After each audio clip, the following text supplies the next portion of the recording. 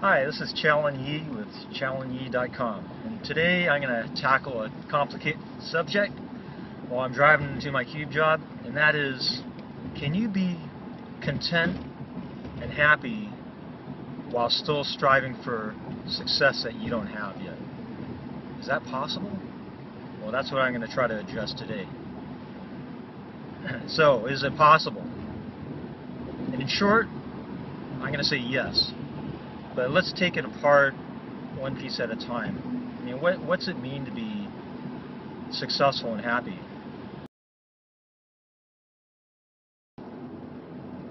Well, let's see. I think you have to be grateful for what you have before you can get more than what you have. And that's a sort of a divine mystery. I mean, you can't. I believe that if you really appreciate where you are when you're there, that you can appreciate the situation that you're in and what you can learn from that situation and be content with that. From that place, you can attain more if that's what you want. I like what, sometimes you could get discontent with what we have, and that can be a problem if we're always bitching and complaining and whining about where we are.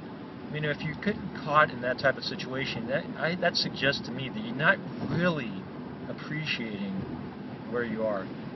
I like some of those things that Anthony Robbins does, where he could change the way they think in a matter of seconds, a minute, a couple of minutes, just by conditioning your mind to really understand how much worse it can be, regardless of your situation. I mean, I think he's worked with paraplegics and stuff, and I mean, they're just doing miracles because they don't look at their handicap as an anchor that holds them down. I mean, just really appreciating where they are when they're there. And so, can you be happy? Can you be happy and content, and yet seek something greater? Now, I think inside that is a bit of a divine mystery. I think because God is a creator, I think there's a bit of a creator in all of us. And for some people, it's something on a small basis, something local, something within your family, and that's not a problem with that. I think people can be successful, very successful, just among their small circle, and there's nothing wrong with that. I think people can do a great job at that, and they can be content, and that's their happiness and that's their success. I think that's great. While other people, they may be inspired to attain greater things, and but I think in order to really be successful in attaining something that's greater, you have to be grateful for what you have. So is that, or can they be exclusive? Are they exclusive? No. I think they're really interconnected.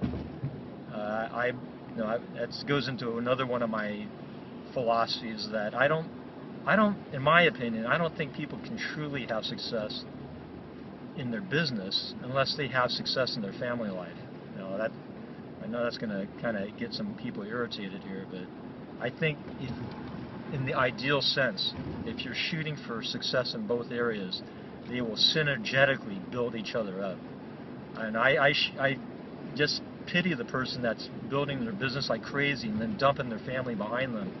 I mean, I love what Jim Rohn says, that it's better to live in a tent on the beach with one that you love rather than live in a mansion by yourself. I mean, I think that's true.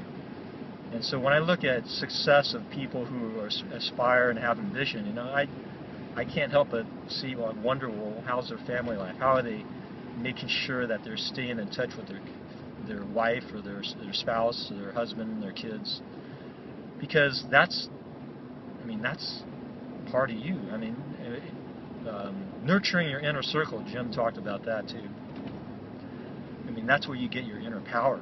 I mean, that's where you get your supernatural power. When you got the support of your family and your friends, especially your family and your kids, wow. I mean, you can go into work and feel like Superman. And you can go knowing that what's behind you is secure.